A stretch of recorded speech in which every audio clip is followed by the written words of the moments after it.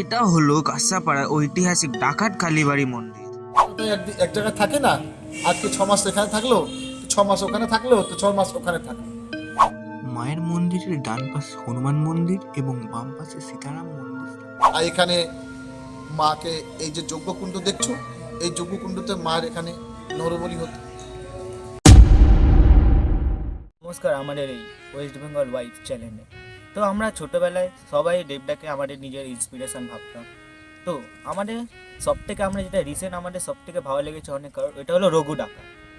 রঘু ডাকাত কী আসলে ওইটার ব্যাপারে পুরো জানা আছে, কিন্তু ওই মন্দিরটা কি আগেও আছে নাকি নেই ওইটার উপর আমাদের এই ভিডিও। আমরা একটা মন্দির খুঁজে পেয়েছি যেটা কি মানা হয় যে আগে ওইখানে রঘু ডাকাত থাকতো। কাঁসাপাড়া স্টেশন থেকে 10 মিনিটের হাঁটা পথে এই মন্দির। আপনারা চাইলে 10 টাকার বিনিময়ে টোটো করে 5 মিনিটের মধ্যেই চলে আসতে পারেন এই মন্দিরে। রঘু ডাকাতের প্রভাব শুধু বাংলাতেই ছিল না, ছিল বিহার, ঝাড়খণ্ড এবং উড়িষ্যাতেও।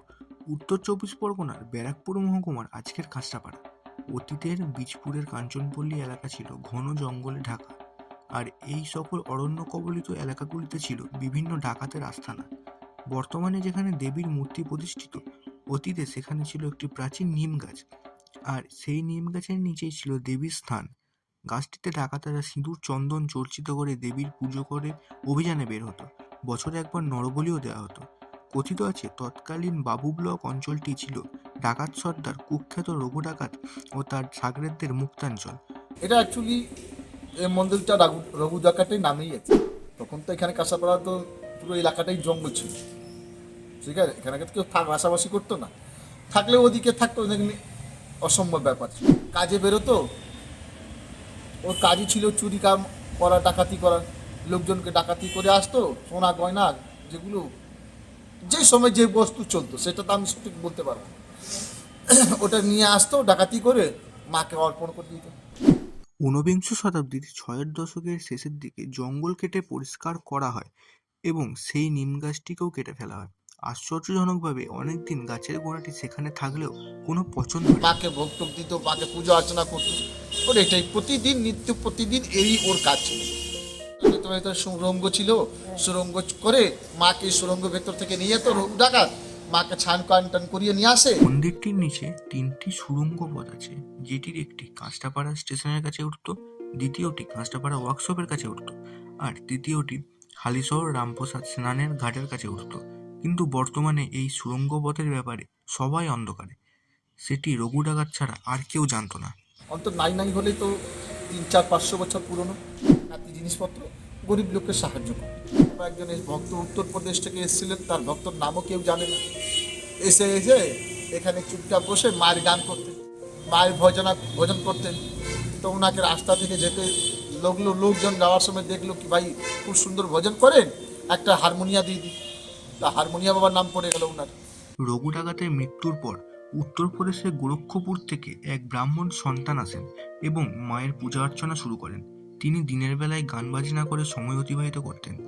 এলাকার মানুষজন তাকে একটি হারমোনিয়াম উপহার দেয় এবং তিনি হারমোনিয়াম বাজিয়ে গান করতেন, তাই তার নাম দেওয়া হয় হারমোনিয়াম বাবা। সেই হারমোনিয়াম বাবা দেবীর স্থান সংস্কার করে তামার ফলকে দক্ষিণাকালীর মূর্তি খোদিত করেন। হারমোনিয়া বাবা যখন নিম গাছে ডালের ওখানে বসতো, তো ওই ডালের উপরই মা, মানে ওখানেই মা স্বপ্ন দিল কি আমি এখানে আছি। তো ওখানে মাকে পেলো, পাওয়ার পর ওনার পুজো অর্চনা করতে আরম্ভ হয়ে গেল, সেবা যত্ন করতে লাগলো হারমোনিয়া বাবা। মায়ের মন্দিরের ডান পাশে হনুমান মন্দির এবং বাম পাশে সীতারাম মন্দির স্থাপন করেন তিনি। মন্দিরের পিছনে রয়েছে যজ্ঞবেদী।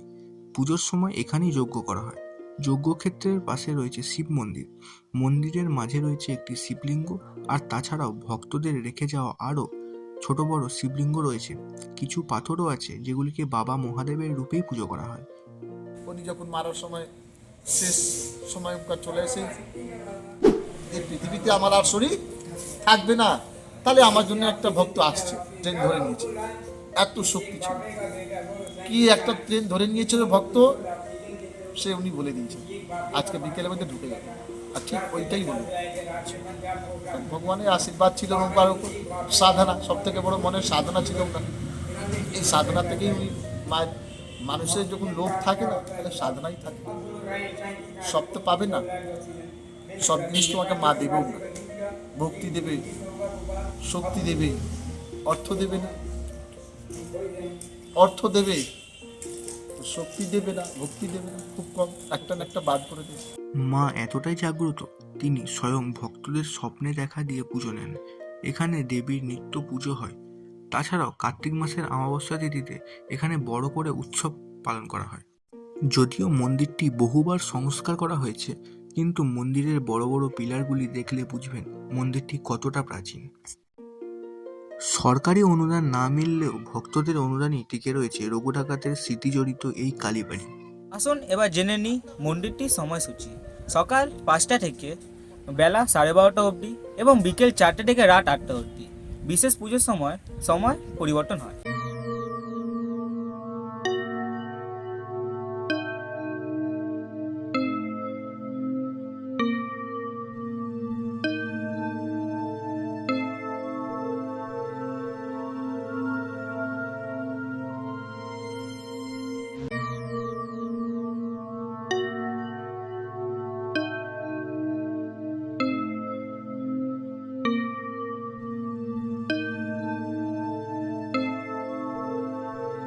তো ভিডিওটি ভালো লাগলে একটি লাইক করুন এবং এই মন্দির সম্পর্কে কে কী জানতেন সেটিকে কমেন্টে লিখুন, এবং এরকম আরও সুন্দর সুন্দর ভিডিও পেতে হলে আমাদের চ্যানেলটিকে সাবস্ক্রাইব করে পাশে থাকুন।